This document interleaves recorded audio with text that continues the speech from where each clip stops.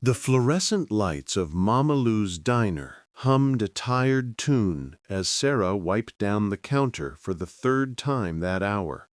Her feet ached, her uniform smelled faintly of grease and coffee, and the worry lines around her eyes seemed deeper than ever.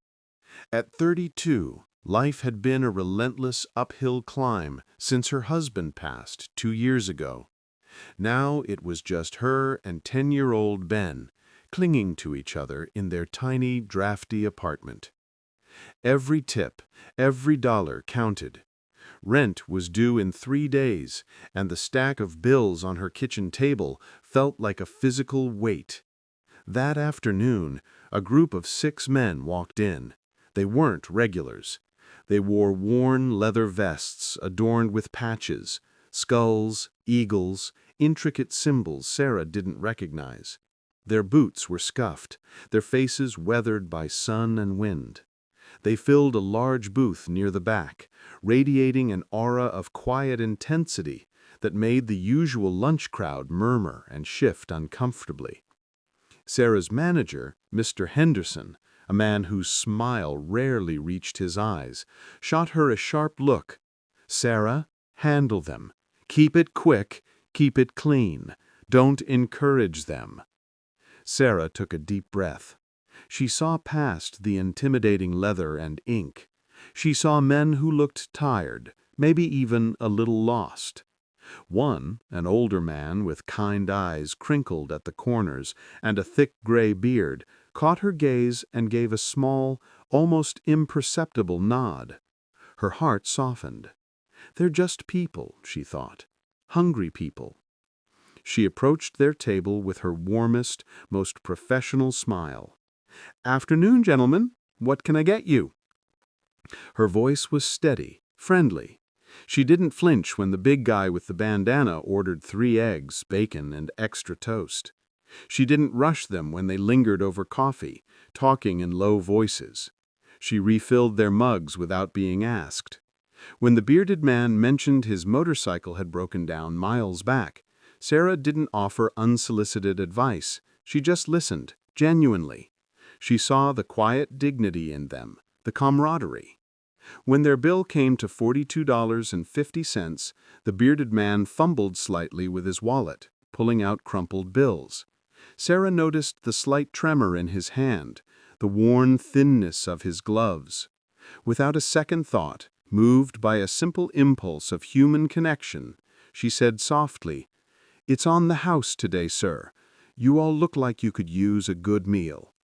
The man's eyes widened, then softened with profound gratitude. "Ma'am, thank you, truly." He placed a large, calloused hand briefly over hers on the check. "You've got a good heart." The others murmured their thanks, their gruff exteriors momentarily softened. Sarah felt a warm glow. It was just a meal, but it felt right. She turned back towards the kitchen, ready to face Mr. Henderson's inevitable scowl about giving away product. She didn't have to wait long. He was waiting for her by the coffee station, his face purple with rage. "My office, now!" His voice was a low hiss. Inside the cramped, cluttered room, he slammed the door. "What were you thinking, Sarah? Giving away $40 worth of food to those bikers? They're trouble. They scare the customers. This isn't a charity. You're fired. Effective immediately. Clean out your locker."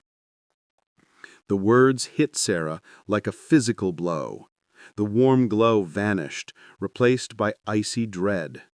"Mr. Henderson, please. It was just one meal. They were polite. I have a son. Rent." Her voice cracked, tears welling up. "Rules are rules," he snapped, refusing to meet her eyes. "Your locker, now." Humiliated and devastated, Sarah gathered her few belongings, a spare apron, a photo of Ben, her hands trembling. She walked out of Mama Lou's diner, the automatic doors hissing shut behind her like a final judgment. The walk home felt endless. How would she tell Ben? How would they eat? The weight of despair pressed down, heavier than any stack of bills. That night, huddled on their worn sofa, with Ben asleep beside her, clutching his favorite stuffed bear, Sarah cried silent, exhausted tears. Her small act of kindness felt like the worst mistake of her life. The next morning, the gray drizzle outside matched Sarah's mood. She forced herself to make Ben breakfast, plastering on a brave smile. "Just a little bump, sweetie," she whispered, smoothing his hair. "We'll figure it out." But her heart felt like lead. As she washed dishes, the sharp knock on their apartment door startled her. Peering through the peephole, her breath caught. Standing there, filling the narrow hallway, were the 5 bikers from the diner. The bearded man stepped forward as she opened the door, his expression serious but kind. "Ma'am," he said, his voice deep and calm, "we heard what happened." He gestured to the others. "We don't take kindness lightly, especially when it costs someone dearly." Before Sarah could speak, Hank reached into his vest pocket. He pulled out not money, but a thick envelope. "We took a collection last night," he explained. "Not just us. Word travels fast in our circles. Folks who heard what you did, they wanted to help." He handed her the envelope. It was heavy. Sarah opened it with shaking hands. Inside was a stack of hundreds, 50s, 20s, far more than she'd ever seen at once. Tucked in with the bills was a business card for a reputable local garage. "The bike's fixed," Hank said, with a small smile. "But more importantly, my cousin owns a small auto shop downtown. He needs a reliable bookkeeper. Pays better than waitressing, steady hours. Thinks you might be just the person for the job. Said to tell you to call him Monday." Sarah stared, tears blurring her vision.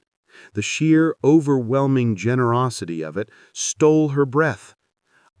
I don't know what to say." "You don't need to say anything," Hank said gently. "Just know that kindness echoes, ma'am. It finds its way back." He glanced past her, seeing Ben peeking curiously from the hallway, eyes wide. Hank gave the boy a warm, reassuring nod. "Take care of your boy." As the deep rumble of their motorcycles faded down the street, Sarah sank to her knees in the hallway, clutching the envelope to her chest, sobbing, but this time tears of stunned, unbelieving joy. Ben ran to her, wrapping his small arms around her neck. "Mom, are we okay now?" Sarah pulled him close, burying her face in his hair, the scent of his shampoo mixing with the lingering smell of leather and exhaust from the hallway. "We're more than okay, baby," she whispered, her voice thick with emotion. "We're blessed." That single act of seeing the humanity beneath the leather, of offering a meal without judgment, hadn't just cost her a job, it had unlocked a door she never knew existed. The next day the despair lifted, replaced by a fragile, radiant hope. Sarah and Den were happy, not because the problems vanished, but because they were suddenly, miraculously, not alone. Sometimes the smallest spark of compassion truly can ignite the most powerful transformation, proving that even in the darkest diner booth or the shabbiest apartment hallway, kindness is never wasted. It always finds its way home. If you believe in kindness and second chances, please like, share, and subscribe to ACA Storytales for more emotional stories. Your support helps us spread hope to millions. Thanks for watching.